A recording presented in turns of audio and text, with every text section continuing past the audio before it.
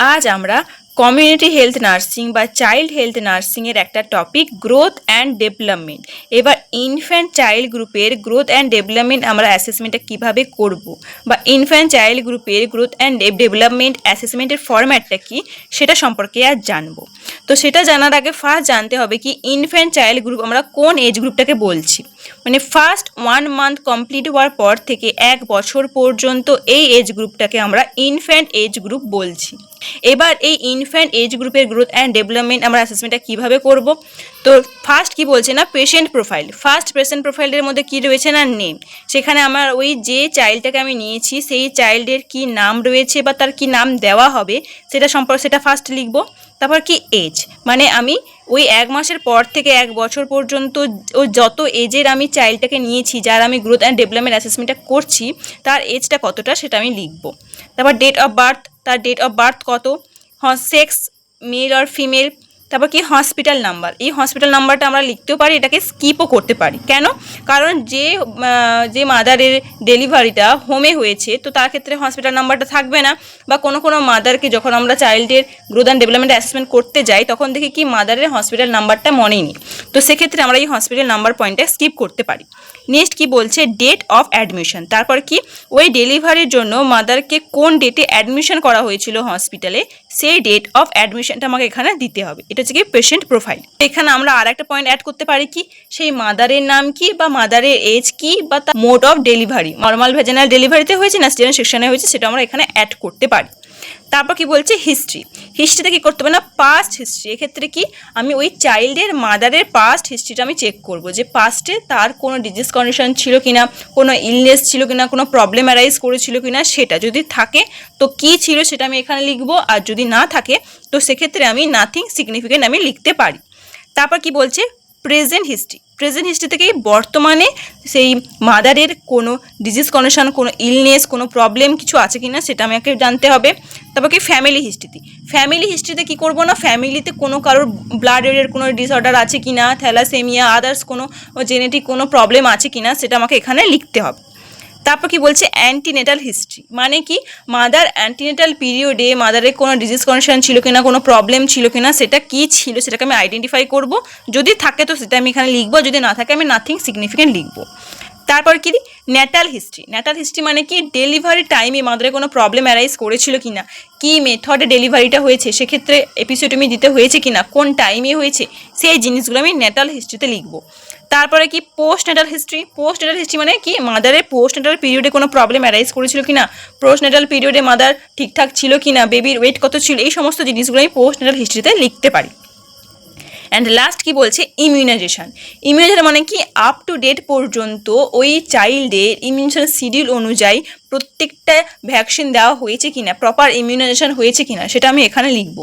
কোনো vaccine skip হয়েছে কিনা সেটাও আমি এখানে লিখতে পারি। ঠিক আছে, ইমিউনেশন হলো।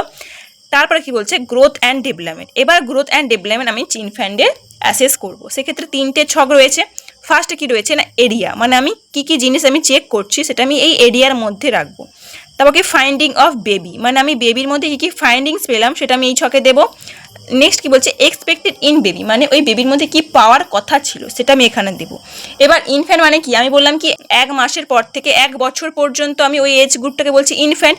এবার এই এজ গ্রুপের মধ্যে আমি যে কোনো মাসের চাইল্ডকে আমি নিতে পারি, তো সেই মাসের বেবির মধ্যে কী থাকার কথা ছিল সেটা হচ্ছে এক্সপেক্টেড ইন বেবি, এবং আমি ওই বেবির গ্রোথ অ্যান্ড ডেভেলপমেন্ট অ্যাসেস করে কী পেলাম সেটা হচ্ছে কি ফাইন্ডিংস অফ বেবি। তারপরে আমি লাস্টে এটাকে চেক করবো যে বেবির গ্রোথ অ্যান্ড ডেভেলপমেন্টটা ঠিকঠাক আছে কিনা। গ্রোথ অ্যান্ড ডেভেলপমেন্টের মধ্যে ফার্স্ট কি বলছে বায়োলজিক্যাল ডেভেলপমেন্ট। ফার্স্ট আমাকে বায়োলজিক্যাল ডেভেলপমেন্টটা চেক করতে হবে। তার মধ্যে কী রয়েছে ওয়েট রয়েছে, হাইট রয়েছে, head circumference, chest circumference, mid upper arm circumference, abdominal circumference, এই জিনিসগুলো আমি বায়োলজিক্যাল ডেভেলপমেন্টের আন্ডারে পড়ছি, যেগুলো আমাকে বেবি চেক করতে হবে। তারপর কি রিফ্লেক্সেস, এখানে কিছু রিফ্লেক্সেস চেক করতে হয়। আমরা নর্মালি কি জানি নিউবর্ন রিফ্লেক্সেস হয়। নিউবর্ন এজ গ্রুপটা কোনটা না বার্থ থেকে 1 মান্থ পর্যন্ত এই এজ গ্রুপটাকে বলা হচ্ছে কি নিউবর্ন। এবার এই নিউবর্ন রিফ্লেক্সেসগুলো চেক করা হয়, কারণ কি 1 মাসের পর থেকে বেশিরভাগ রিফ্লেক্সেসগুলোই সাবসাইড হয়ে যায়। তবে কিছু রিফ্লেক্স থাকে যেগুলো লাইফ লং পর্যন্ত থাকে, বা 4 মান্থ, 5 মান্থ, 6 মান্থ পর্যন্ত স্টে করে বেবির মধ্যে। তো সেই রিফ্লেক্সেসগুলো আমাকে চেক করতে হবে বেবির মধ্যে প্রেজেন্ট আছে কিনা। যেমন হচ্ছে কি লেবিরিন্থ রিফ্লেক্স, নেক রিংটিং, প্যারাসোটি রিফ্লেক্স, সাকিং রিফ্লেক্স, সলোইং রিফ্লেক্স, এই রিফ্লেক্সেসগুলো আমাকে চেক করতে হবে। নেক্সট কি বলছে রোলিং ওভার। রোলিং ওভার মানে কি বেবি রোল করতে পারছে কিনা। ফার্স্ট কি বলছে roll from side to side, মানে বেবি হয়তো সোজা হয়ে আছে, বেবি এক সাইডে হতে পারছে কিনা সেটা আমাকে চেক করতে হবে। তার হচ্ছে roll from abdomen to back, মানে অ্যাবডোমেনে হয়তো শুয়ে আছে সেটাকে থেকে ব্যাক হতে পারছে কিনা, ধরো উবু হয়ে শুয়েছে সেটা সোজা হতে পারছে কিনা। তারপরে কি বলছে roll from back to abdomen, মানে হয়তো ব্যাকে শুয়েছে সেখান থেকে অ্যাবডোমেনে আসতে পারছে কিনা, এইভাবে রোল হতে পারছে কিনা সেটা আমাকে চেক করতে হবে। নেক্সট কি বলছে লোকোমোশন। লোকোমোশন মানে কি মোশন, বেবির মোশনটা আমাকে চেক করতে হবে। যেমন হচ্ছে কি বেবি হাঁটুর উপর ভর দিয়ে বসতে পারছি কিনা, হাঁটুর উপর ভর দিয়ে দাঁড়ানোর চেষ্টা করতে পারছি কিনা, বা হয়তো এক পা দুপা করে এগোনোর চেষ্টা করছে কিনা, কোনো ফার্নিচার বা কোনো কারুর সাপোর্ট দিলে, মানে কেউ ধরো হাত বাড়ালে তার হাত ধরে বা কোনো ফার্নিচার ধরে দাঁড়ানোর চেষ্টা করছে কিনা, হাঁটার চেষ্টা করছে কিনা, এক পা দুপা করে এগোনোর চেষ্টা করছে কিনা।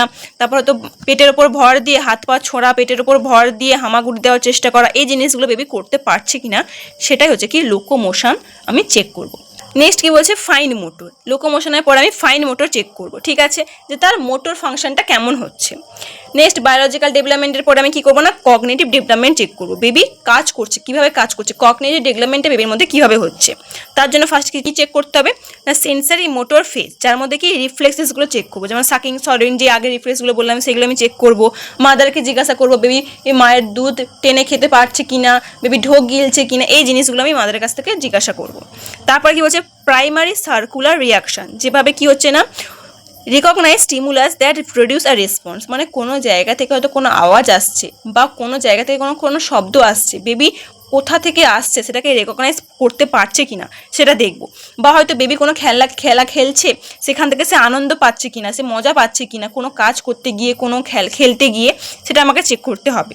তারপর তো recognize orderly sequence of an event, মানে হয়তো কোনো জিনিসগুলো আমি অর্ডারলি সিকোয়েন্স রেখে দিলাম, তারপরে তো সেগুলোকে নড়িয়ে দিলাম, তো বেবি সেইগুলোকে অর্গানাইজ ওয়েতে সেটা করতে পারছে কিনা। ধরো লাল নীল সবুজ, আমি এই তিনটে কালারের বলকে এইভাবে সাজালাম, লাল নীল সবুজ এই অর্ডারে দিয়ে হয়তো আমি একসাথে মিশিয়ে দিলাম, তারপরে দেবো কি বেবিকে ওই বলগুলো ওই সেম অর্ডারে সাজাতে পারছে কিনা, মানে কি রেকগনাইজ অর্ডারলি, মানে অর্ডারলি সিকোয়েন্সে বেবিগুলো সাজাতে পারছে কিনা সেটা আমাকে চেক করতে হবে।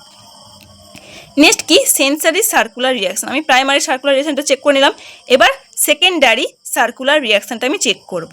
কীভাবে রেকগনাইজ সিম্বল, কোনো সিম্বল সে বুঝতে পারছে কিনা, যেমন ধরো আমি কোনো গোল এঁকে দিলাম, বেবিকে হয়তো বললাম এটা গোল বা এটা বৃত্ত বা কোনো ত্রিভুজ, এই জিনিসগুলো বেবি রেকগনাইজ করতে পারছে কিনা। ইমিটেড সাউন্ড, মুখ থেকে কোনো আওয়াজ বার করছে কিনা, এই জিনিসগুলো হচ্ছে সেকেন্ডারি সার্কুলার রিয়াকশনের মধ্যে পড়ছে।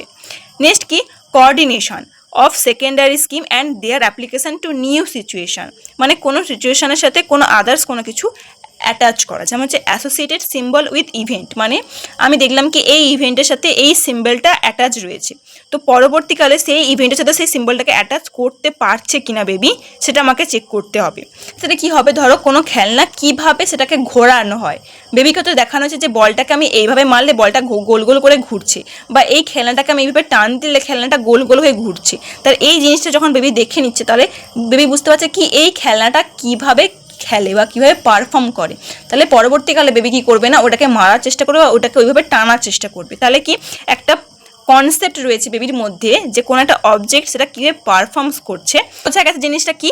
বা কোনো হয়তো সিম্বল রয়েছে, মানে ধরো কোনো কিছু বেবিকে বারণ করা হয়েছে যে ওইখানে যাবে না, তাহলে আমি বকবো, তাহলে হয়তো কি বেবি ওইখানে যাওয়ার আগে দুবার ভাববে, এই জিনিসগুলো মানে অ্যাসোসিয়েটেড সিম্বল উইথ ইভেন্ট, কোনো ইভেন্টের সাথে কোনো সিম্বল যখন অ্যাটাচ রয়েছে তখন সেটা থেকে বেবি বুঝতে পারে যে এই জিনিসটার সাথে এটা অ্যাটাচ রয়েছে, এই জিনিসগুলো বেবি রেকগনাইজ করতে পারে।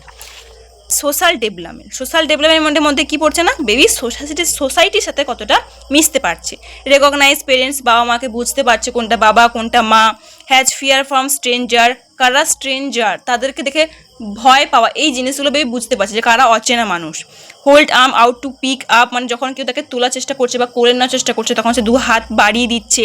মুখ থেকে কোনো আওয়াজ বার করছে, কোনো হয়তো কোনো খেলনা পড়ে গেছে বা কোনো অবজেক্ট কোনো কিছু পড়ে গেছে, সে সেটাকে খুঁজে আনার চেষ্টা করছে। কোন ফ্রিকোয়েন্টলি মুড সুইং হচ্ছে, কখনো হাসছে কখনো কাঁদছে, কোনো কিছু মানে এই ফ্রিকোয়েন্টলি তারা একটা মুড সুইং হতে আছে। এই জিনিসগুলো হচ্ছে সোশ্যাল ডেভেলপমেন্টের মধ্যে পড়ছে। বা হয়তো বাবা মা তাকে বকলো, বাবা হয়তো বকেছে সে মার কাছে যাচ্ছে, মা হয়তো বকেছে সে বাবার কাছে যাচ্ছে। এই জিনিসগুলো তার মধ্যে একটা আছে, মানে মুড, রাগ কোনটা, ইমোশন কোনটা, ভয় পাওয়া কোনটা, এই জিনিসগুলো তার মধ্যে প্রেজেন্ট রয়েছে। তারপরে কি বলছে, ল্যাঙ্গুয়েজের মধ্যে কি পড়ছে, মুখ থেকে কোনো আওয়াজ বার করছে, ডা ডি রি বা মা, এই জিনিসগুলো আওয়াজ, মুখ থেকে আওয়াজ বার করছে। কেউ কোনো হয়তো আওয়াজ করছে সেটাকে নকল করার চেষ্টা করছে, জোরে জোরে হাসছে, এই জিনিসগুলো বেবি করছে। বা খেলা করছে তো সেখান থেকে মুখ থেকে কোনো আওয়াজ বার করছে, এই জিনিসগুলো ল্যাঙ্গুয়েজের আন্ডারে পড়ছে। প্লে কি, একা একা খেলা, খেলনার সাথে খেলা, এই জিনিসগুলো হচ্ছে প্লের সাথে মধ্যে পড়ছে, মানে কি বেবি খেলাধুলার প্রতি একটা ইন্টারেস্ট দিচ্ছে। তারপর কি দাঁত, মানে এই সময় কি তার মধ্যে টিথ একটা দুটো করে দাঁত তৈরি হয়। লাস্ট কি বলছে, নিউট্রিশন বা ডায়েট প্ল্যানের মধ্যে দুটো জিনিস পড়ে, একটা কি কমপ্লিট ব্রেস্ট ফিডিং বা এক্সক্লুসিভ ব্রেস্ট ফিডিং, যেটা আমার কি ফার্স্ট বার্থ থেকে আমি টানা 6 মান্থ পর্যন্ত এক্সক্লুসিভ ব্রেস্ট ফিডিং দেবো, মানে শুধু ব্রেস্ট মিল্কই বেবিকে দেওয়া হবে, সেখানে আদার্স কোনো সুগার, কোনো হানি, কোনো জল, কোনো কিছু বেবিকে দেওয়া হবে না। তারপরে 6 মান্থের পর থেকে আমি বেবিকে আদার্স অ্যাডিশনাল ফুড দেবো, এটাকে আমরা উইনিং বলছি। এটা হচ্ছে কি নিউট্রিশনের মধ্যে পড়ছে ইনফ্যান্ট এজ গ্রুপে। তারপর কি বলছে, ইনভেস্টিগেশন কেন করব, কারণ আমি বললাম কি ওই এজ গ্রুপে বেবির মধ্যে কী কী থাকার কথা সেটা হচ্ছে এক্সপেক্টেড ইন বেবি, আর কী কী পেলাম আমি গ্রোথ অ্যান্ড ডেভেলপমেন্ট অ্যাসেসমেন্টটা করে সেটা হচ্ছে কি ফাইন্ডিংস ইন বেবি। তো সেক্ষেত্রে হতে পারে কি কোনো বেবির মধ্যে কোনো কিছু থাকার কথা ছিল কিন্তু আমি পেলাম না, তাহলে কি সেক্ষেত্রে আমি আরও ইনভেস্টিগেশন দেবো, আরও কিছু রিপোর্ট করতে দেবো, যাতে কি আমি জানতে পারি, আইডেন্টিফাই করতে পারি যে বেবির গ্রোথ অ্যান্ড ডেভেলপমেন্টের কোন জায়গাটায় প্রবলেম হয়েছে। বায়োলজিক্যাল ডেভেলপমেন্টের মধ্যে প্রবলেম হয়েছে, না কগনিটিভ ডেভেলপমেন্টের মধ্যে প্রবলেম হয়েছে, না সোশ্যাল ডেভেলপমেন্টের মধ্যে, না ল্যাঙ্গুয়েজে, কোন জায়গাটায় প্রবলেম হচ্ছে সেটাকে আমি আইডেন্টিফাই করতে পারি, সেজন্য কিছু ইনভেস্টিগেশন দেবো। অ্যান্ড লাস্ট কি রিমার্কসটা কি, না আমি প্রপারভাবে অ্যাসেসমেন্ট করার পরে দেখবো কি বেবি ওয়েল গ্রোথ রয়েছে, না গুড রয়েছে, না বেবির গ্রোথ অ্যান্ড ডেভেলপমেন্টে কোনো খামতি রয়েছে, সেটা আমি আইডেন্টিফাই করবো এবং সেটাই রিমার্কসে আমি লিখবো। বোঝা গেছে টোটাল গ্রোথ অ্যান্ড ডেভেলপমেন্টের অ্যাসেসমেন্ট আমরা কীভাবে করবো, ইনফ্যান্ট এজ গ্রুপের বা অ্যাসেসমেন্টের ফরম্যাটটা কি।